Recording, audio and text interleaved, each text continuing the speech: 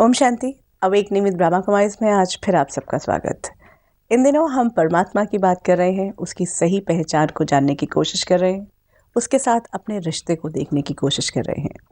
पिछली कड़ी को देखें तो हमने इस सृष्टि चक्र के बारे में बात की, कहाँ से आए थे। बहुत बार हमारे मन में ये सवाल उठता है, हम आए कहाँ से थे, हम क्या करना चाहते थे, क्या है हमारे जीवन का मकसद, और क्या है ये पूरा जन्म मरण का साइकिल। अब धीरे धीरे समझ में आता जा रहा है और कई बार लगता है कि ये कहानी सी है, लेकिन ये कहानी कहीं ना कहीं तर्क की और सच की कसौटी पर खड़ी दिखती है। आगे देखते हैं कि ये बात कहाँ तक पहुँचती है। हर बार की तरह हमारे साथ है ब्रह्मा कुमारी सिस्टर शिवानी। आपका बहुत बहुत स्वागत है। ओम शांति। ओम शांति। सिस्टर शिवानी, पिछले बार को देखें तो 2 युगों की बात हुई थी और एक बहुत अच्छा सा फील था कि हम ही 2500 साल तक उस परफेक्शन को जीते रहे थे, अनुभव करते रहे थे, जिसके लिए आज हम मतलब इतना चाह रहे होते हैं, हम किसी में देखना चाहते हैं, क्योंकि खुद में तो अनुभव ही नहीं होता, किसी दूसरे में भी देख लेते तो we feel so good. In the beginning when we talked about feeling good, so that feel good factor remains with us 24/7 Absolutely. and for 2500 years. Right. तो फिर हम थके कब, क्या हुआ? And most important thing which we forgot to talk about last time, ये सब जो देवी देवताएं थे, आत्मा प्योर और परफेक्ट थी, शरीर नॉर्मल था जैसे हमारा है। शरीर परफेक्ट था लेकिन नॉर्मल था। इसका मतलब 2 हाथ, 2 पैर, 1 sir, a normal human body. क्योंकि अच्छा, मुझे एक बात बताओ, फिर हमारे सामने वो हाथ में ना कभी गदा था, ना धनुष्मान था, ना तलवार थी, ना खड्ग था। जरूरत नहीं थी ना। It is so difficult to imagine, आप किससे युद्ध करेंगे वहां पे? हाँ, यही तो। हाँ, जो एक परफेक्ट वर्ल्ड है, ये सब परफेक्ट सोल्स हैं, आप युद्ध किसके साथ करेंगे वहां पर? तो वहां पे कोई शस्त्र नहीं थे हाथ में। तो फिर क्या थे? ये ऑर्नामेंट्स थे, ये माथे पर जो मुकुट होता था वो था, ये तो वो है। गहने थे, वो ज्वेलरी थी, वो सारी प्रॉस्पेरिटी के जो एस्पेक्ट्स है, हीरे जवाहरात, वो सब कुछ थे, वो सब था। सोने के महल थे। राइट, वो सब था। लेकिन see what we need to understand was it was a normal world but a perfect world. You know, normal in the sense कि हम दिखने में नॉर्मल थे, नॉर्मल शरीर था। क्योंकि आजकल जब हम देवी देवताओं की बातें सुनते हैं तो उसमें हम कुछ और चीज़ें ऐड कर देते हैं। जैसे हम देवियों को दिखाएंगे तो अष्टभुजाधारी दिखा देते हैं, या विष्णु को दिखाते हैं तो 4 भुजाएं दिखाते हैं।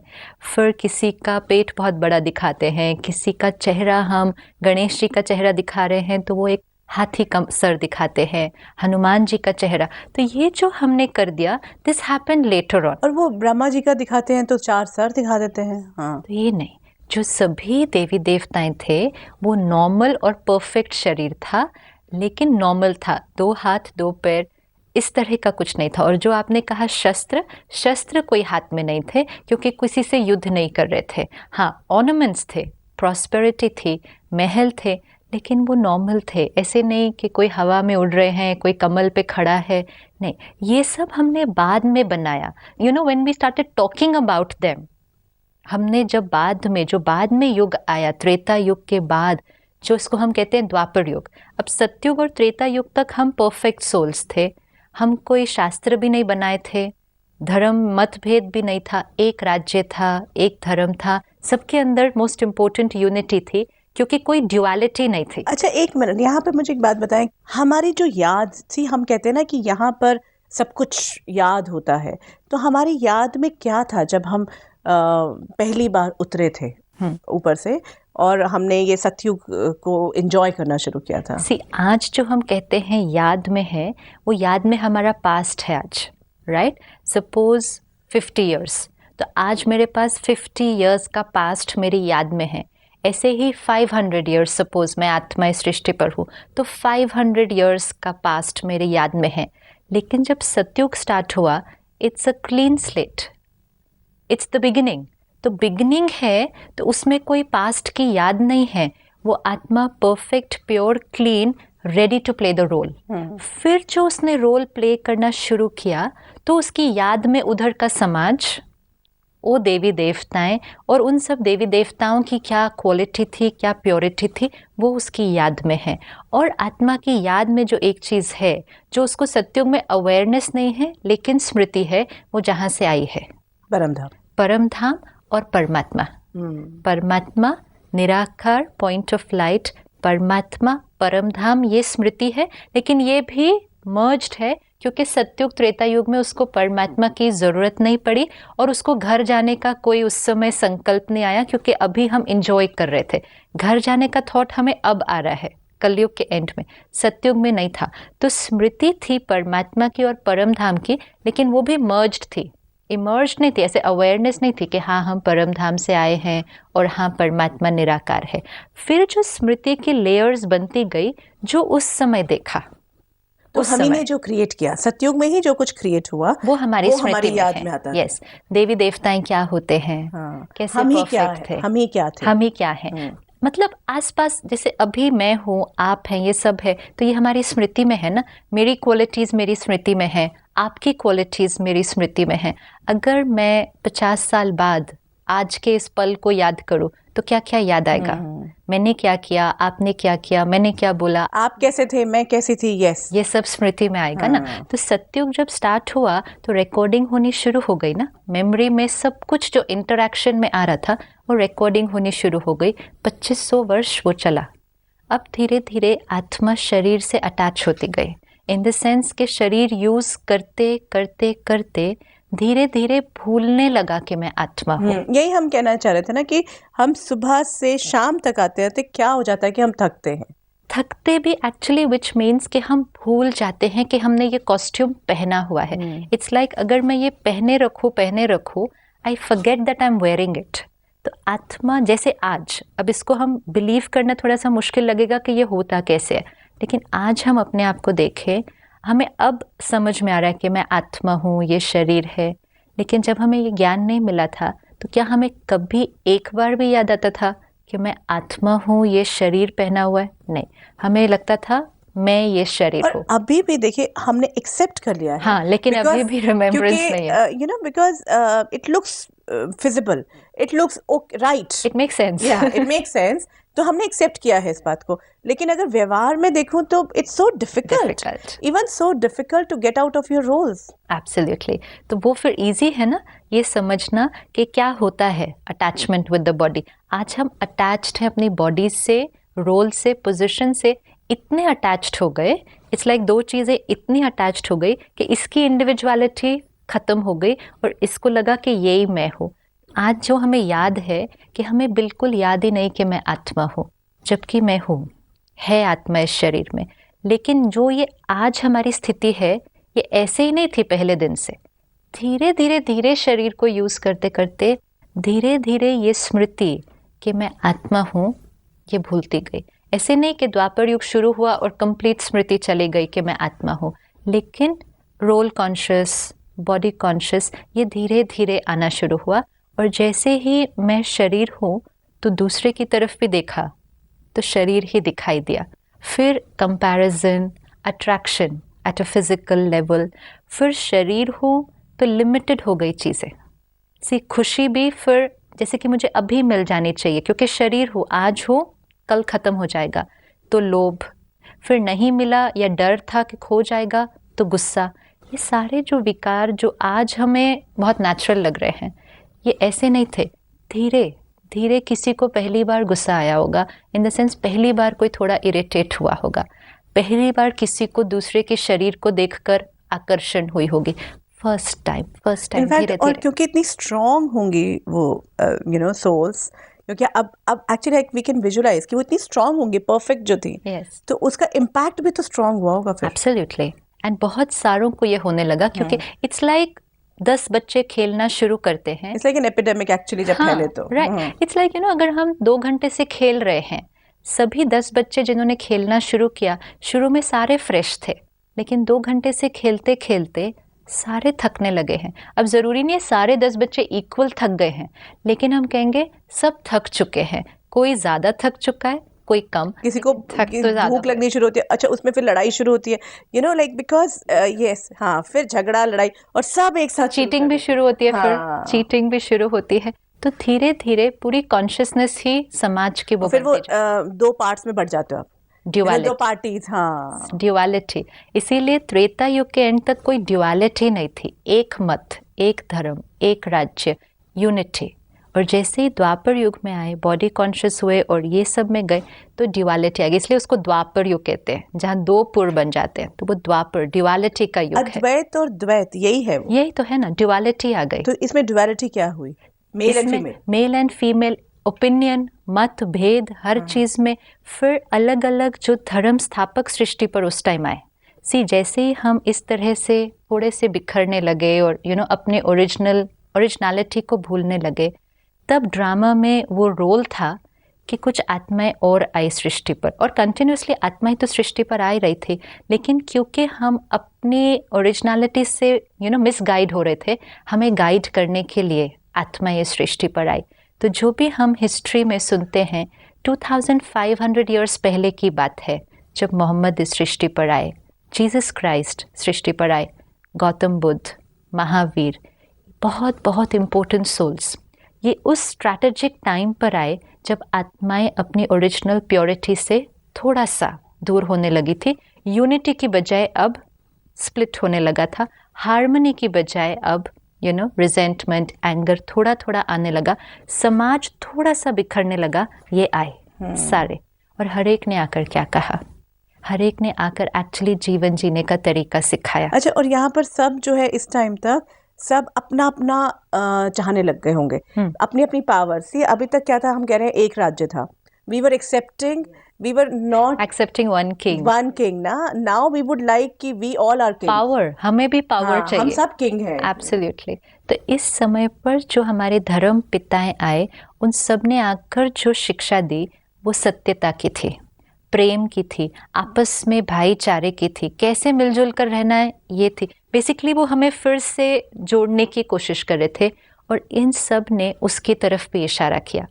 उनको परमात्मा की क्लियर स्मृति थी, क्योंकि वो अभी अभी वहाँ से आ रहे थे।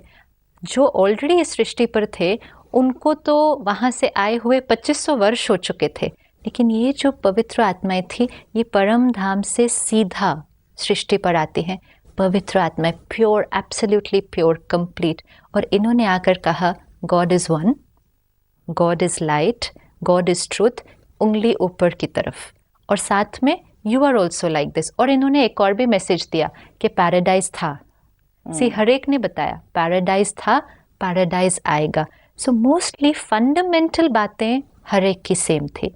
अब आप ये देखो, किसी ने इनकी बात सुननी शुरू की, किसी ने किसी और की बात सुननी शुरू की, और धीरे धीरे इवन दो बातें सेम थी, ज्ञान सेम था, लेकिन हम धीरे धीरे, क्योंकि हम किसकी बात सुन रहे थे, हम उसके बेसिस पे आपस में डिवाइड हो गए। And that is how religion started. Actually, religion was not meant to divide us. Religion had come to unite us. But because we did not take the teaching of the religion, we just said, मैं इनको follow करता हूँ, मैं इनको follow करता हूँ, मैं इनको फॉलो करता हूँ। एंड क्योंकि हम थे उस युग में जहाँ हम एक दूसरे से अलग हो रहे थे, हम किसी ना किसी बात पर एक दूसरे से अलग हो रहे थे। लेकिन हमने जब एक्चुअली रिलीजन ने हमें यूनाइट ऐसे किया कि जब हमने एक को फॉलो किया, जिसको फॉलो किया, हम उससे तो यूनाइटेड हो गए। राइट, लेकिन वो रिलीजन हमें आपस में यूनाइट होना सिखा रहा था। रिलीजन हमें क्या करने आ रहा था? सोसाइटी को फिर से इकट्ठा करने आ रहा था, और काफ़ी हद तक किया भी। अगर ये सभी धर्म स्थापक नहीं आते या ये सब नहीं करते, तो हम तो बहुत पहले ही बहुत बिखर चुके थे। लेकिन रिलीजन में भी जो हम डिवाइड हुए, वो उस टाइम नहीं हुए, द्वापर युग में नहीं हुए। उस टाइम तो हम फॉलो कर रहे थे कि कोई जीसस क्राइस्ट की बात को फॉलो कर रहा है, कोई गौतम बुद्ध की शिक्षाओं को फॉलो कर रहा है, फॉलो कर रहे थे। ये तो बहुत बाद में, अब कलयुग में आकर हम उस नाम पर हम एक दूसरे से अलग हो चुके हैं, यहाँ तक कि हम उस नाम पर एक दूसरे से युद्ध भी करने लग चुके हैं। शुरुआत ऐसी नहीं हुई थी। अब ये द्वापर युग ही था जब हमने मंदिर भी बनाने शुरू किए। जब हमने मंदिर बनाने शुरू किए, तो जिसने भी पहला मंदिर बनाया होगा, तो उस आत्मा के अंदर ये स्मृति थी कि वो जो परमात्मा है, एक्चुअली द्वापर युग में हम परमात्मा को क्यों याद करते? क्योंकि हम दुखी होना शुरू हो जाते हैं।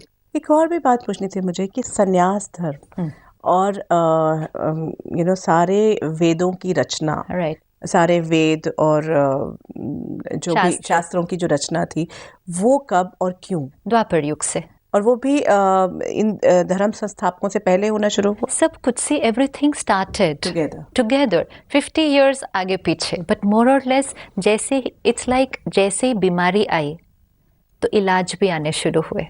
जैसे ही बिखराव आया तो उसको संभालने के तरीके भी आने शुरू हुए। तो जैसे ही हमारे अंदर ये डिसयूनिटी आई तो कुछ आत्माएं वो भी आई ना जो हमें संभालेंगी। उन आत्माओं का रोल ही वो था कि आकर हमें बचाना, हमें समझाना और हमें फिर से जो हम बातें भूल चुके थे हमें फिर से याद दिलाना। सत्यता ही विजय होती है, सत्यता से दूर नहीं जाना। चाहे कुछ भी कर लो, सत्यता ही जीत पाएगी। अब इस एक चीज़ को सिखाने के लिए कितनी कहानियाँ, कितनी सारी बातें, लेकिन हर बात का मैसेज तो एक ही जा रहा था और वो सारी बातें लिखी ही इसलिए गई। तो सब द्वापर युग के शुरू से, तो क्योंकि परमात्मा को भी याद हमने द्वापर युग के शुरू से किया, उससे पहले नहीं किया। तो जब हमने भगवान को याद किया क्योंकि हम दुखी हो गए, तो जब दुखी होंगे तो उसको याद करेंगे जिसकी हमें स्मृति थी कि वो हमें दुखों से छुड़ाता है। तो जिसने सबसे पहले मंदिर बनाए उस आत्मा के अंदर स्मृति थी कि परमात्मा निराकार है, पॉइंट ऑफ लाइट है। तो उसने जो पहले मंदिर बना वो था Shiva jyotirlinga, symbol of point of light. नाम में स्पष्ट था, ज्योति का सिंबल, शिव ज्योतिर्लिंग, सबसे पुराने मंदिर। आज भारत में जो सबसे प्राचीन मंदिर हैं वो सब शिव ज्योतिर्लिंग के हैं। लेकिन धीरे धीरे हमारी उस पर भी बुद्धि एकाग्र नहीं हुई, फिर हमने देवी देवताओं के मंदिर बनाए। अच्छा, इस टाइम तक where was God? God is in Param Dham. He didn't come. He wasn't there. No. Okay. God is in Param Dham. His children are coming. Okay. His children are coming who are giving his knowledge. His children are coming who are very pure. See, परमात्मा हमेशा ही परम धाम में रहता है for most of the cycle. But वो परम धाम में है। हाँ, यहाँ हम उसको याद करते हैं, लेकिन वो अपने घर पे रहता है। इट्स लाइक वो घर है, हमारा घर भी, उसका घर भी, और उस घर से हम यहाँ आए ये खेल खेलने के लिए, और वो अभी घर पे है। अभी हम 2500 वर्ष खेल तो बहुत प्यारा खेला, अब हम थोड़ा सा थकना शुरू हुए, लेकिन वो अभी घर में है, हम उसको थोड़ा सा याद करना शुरू हुए हैं। तो ये जो भगत हुए, चाहे मीराबाई हुई, चाहे कबीर हुए, चाहे ये सब भी जो याद किस तरह से याद किया उन्होंने? आत्मा ने परमात्मा को याद किया। यस, क्योंकि आत्मा को स्मृति आने लग गई ना। जैसे दुख हुआ, कईयों को इस संसार से वैराग्य आने लगा। मैं पूछना चाहती थी, संन्यास धर्म जो स्थापित हुआ वो भी द्वापर युग से। हाँ, वो भी क्यों? वो भी इसलिए क्योंकि भगवान की खोज। अब जो समय है भगवान चाहिए हमें, क्योंकि हम सब एक दूसरे से बिखर रहे हैं। इट्स लाइक भाई भाई लड़ने लग गए हैं। आत्मा भाई भाई थे, लड़ने लगे, पिता चाहिए। अब पिता को कहाँ ढूंढे? तो किसी ने कहा जंगल में जाके ढूंढो, किसी ने कहा पहाड़ों में जाके ढूंढो, क्योंकि ढूंढ कहाँ रहे थे? अपनी याद में ढूंढ रहे थे। याद रहा कि साइलेंस में बैठेंगे तो शायद याद आए। एब्सोल्यूट, क्योंकि यहाँ तो नहीं दिख रहा ना वो कहीं पे। तो जाओ अपने मन को उस पे एकाग्र करो, उसको बहुत प्यार से याद करो, साधना करोगे उसको ला पाओगे। We were trying to invoke God, we were trying to call him. स्मृति थी, ये याद था कि वो वहां रहता है, वो यहाँ नहीं है, ये क्लियर था। अगर वो यहाँ होता, उसको ढूंढने कहीं और नहीं जाते, कहीं और नहीं जाते। Then why did we say संन्यास में हर बार कहा नेति, उसको पा ही नहीं सकते आप? सी फर्स्ट डे नहीं कहा होगा, कोशिश किया बहुतों ने, कोशिश किया, साइलेंस को पाया, अपनी शक्ति को पाया, उसको नहीं पा पाए, उसको नहीं ढूंढा। और उसको कैसे पाते? वो तो आया ही नहीं था नीचे, वो ऊपर ही था। इसलिए उन्होंने कहा कि उसको पा नहीं सकते। फिर उन्होंने कहा जब खुद इतने साइलेंस में चले जाओगे उसको अनुभव करोगे। तो फिर हमने अपने अंदर भगवान को अनुभव करने की कोशिश की। All this time we couldn't find him because he was not here, he was there. तो उसको ढूंढने के लिए किसी ने कहा घर गृहस्थ को छोड़ दो तब उसको ढूंढ पाओगे, किसी ने कहा दुनिया से ही अलग हो जाओ, जाकर सिर्फ उसके बारे में सोचो, उसको ढूंढ पाओगे। तब संन्यास मार्ग शुरू हुआ, और संन्यास मार्ग बहुत बहुत वैल्यूएबल मार्ग था, क्योंकि संन्यास मार्ग ने पवित्रता की शक्ति से इस सृष्टि को थमा के रखा। देखो, जहाँ एक तरफ इम्प्योरिटी बढ़ती है, वहाँ कुछ आत्माओं की प्योरिटी भी उस जगह को थमा कर रखती है। अगर सब इम्प्योर हो जाएं तो कोलैप्स। तो ये वो टाइम था जब कुछ मैले कुछ सफ़ेद थे हम। now the time has come when Treta युग तक सब सफेद, अब कुछ मैले, थोड़े से सफेद, ज्यादा मैले, और जो मैले थे वो पूरे मैले नहीं थे, मैले होने शुरू हुए थे। तो फिर मंदिर स्थापन हुए, पहले शिव ज्योतिर्लिंग के मंदिर स्थापन किए, फिर हमने देवी देवताओं के मंदिर स्थापन किए। अब ये बहुत इम्पोर्टेंट था, हम किसके मंदिर बना रहे हैं। स्मृति थी एक्चुअली कि वो अभी होकर गए थे, देवी देवताएं, क्योंकि उनके अंदर वो डिविनिटी थी जो हमारे अंदर नहीं थी। तो जैसे हम परमात्मा को ढूंढ रहे थे, हम अपनी डिविनिटी को भी ढूंढ रहे थे, क्योंकि it's like I had health and now I am not getting it, so I was trying to invoke that divinity also, that purity. तो वो जो स्वरूप था, हमने उसके मंदिर बनाने शुरू किए, मूर्तियां बनाने शुरू की, अपने ही परफेक्ट फॉर्म। एब्सोल्युटली।